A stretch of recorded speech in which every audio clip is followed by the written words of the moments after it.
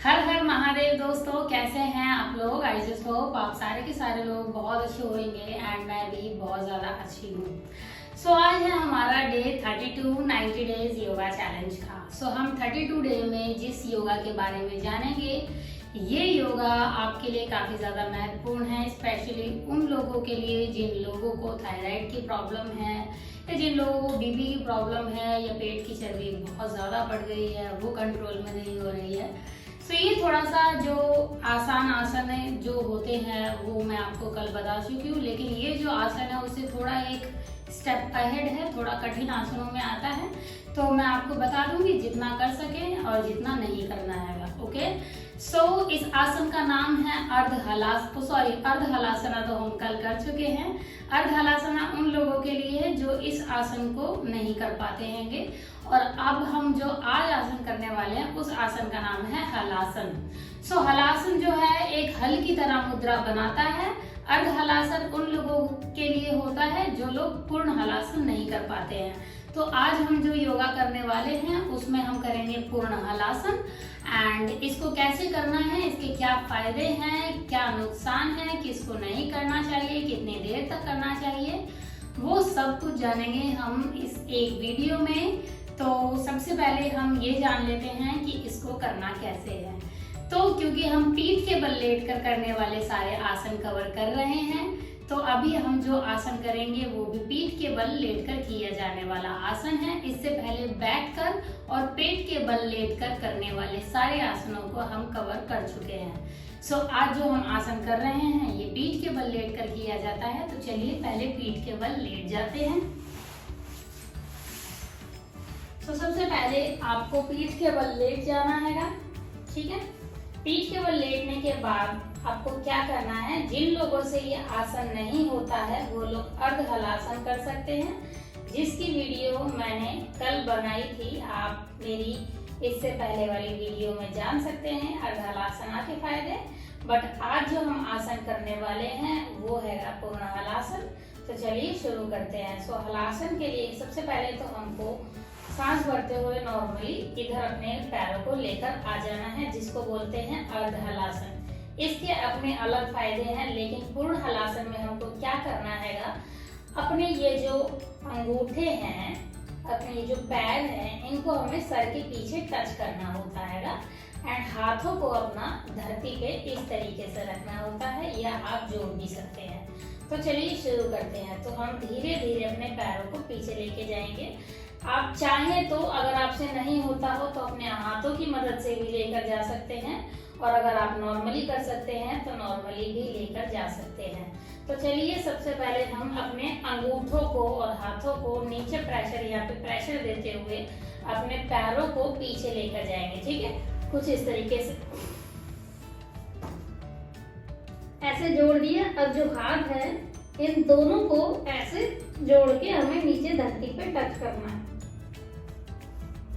सो अब आप देख सकते हैं ये एक हल की तरह लग रहा होगा।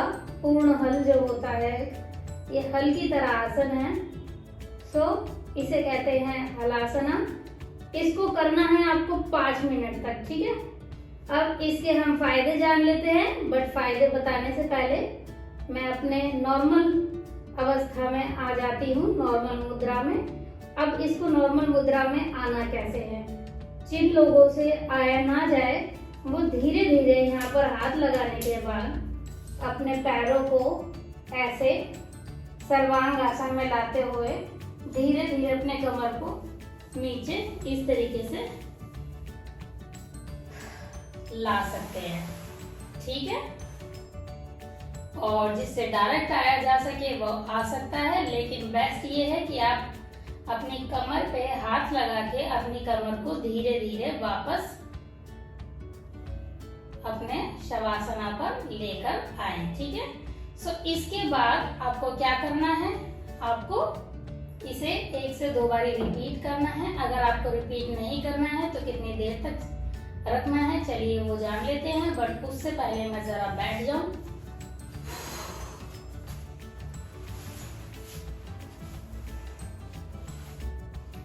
आई होप आपको हलासना अच्छे से दिख गया होगा।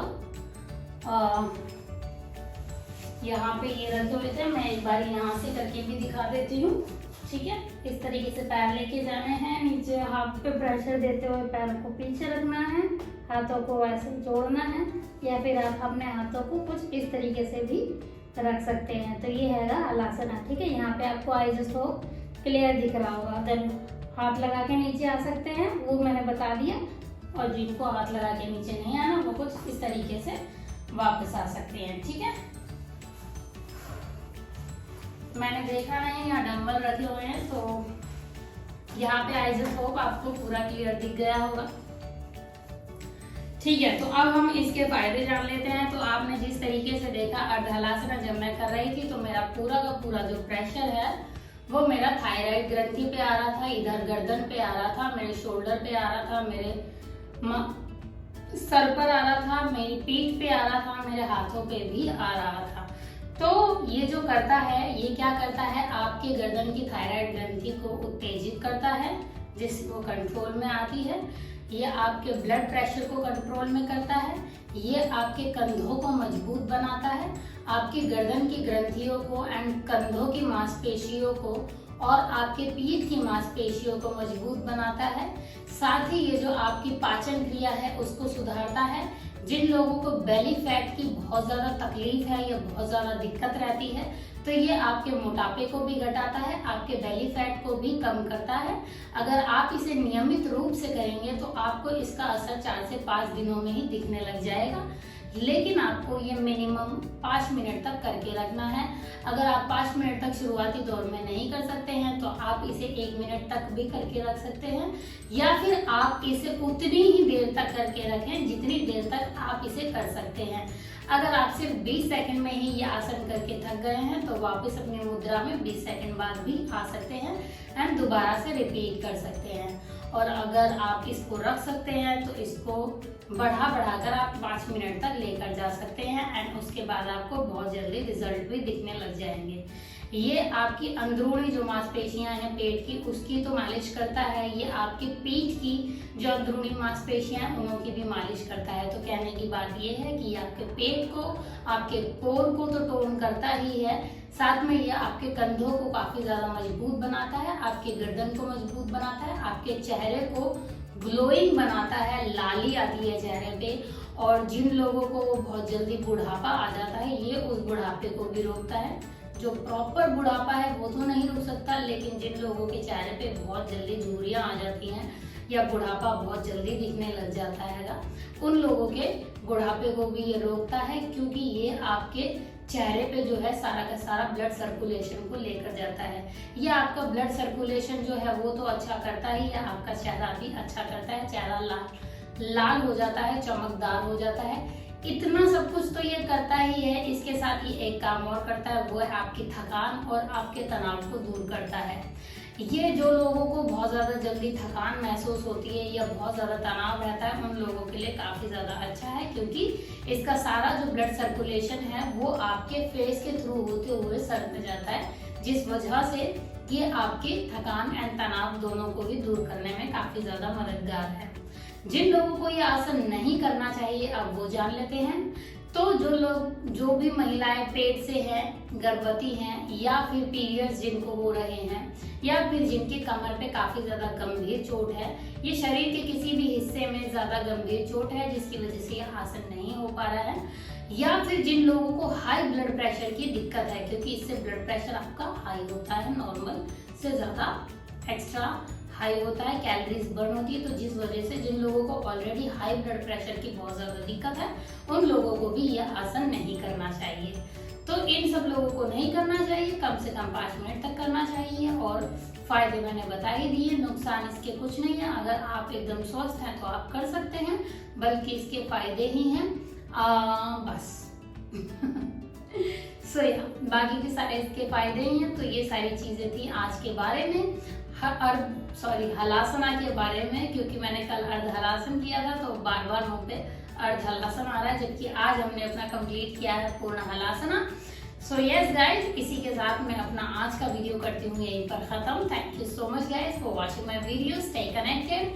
कल हम फिर मिलेंगे एक नए आसन के साथ। तब तक के लिए take care, have fun, bye bye and her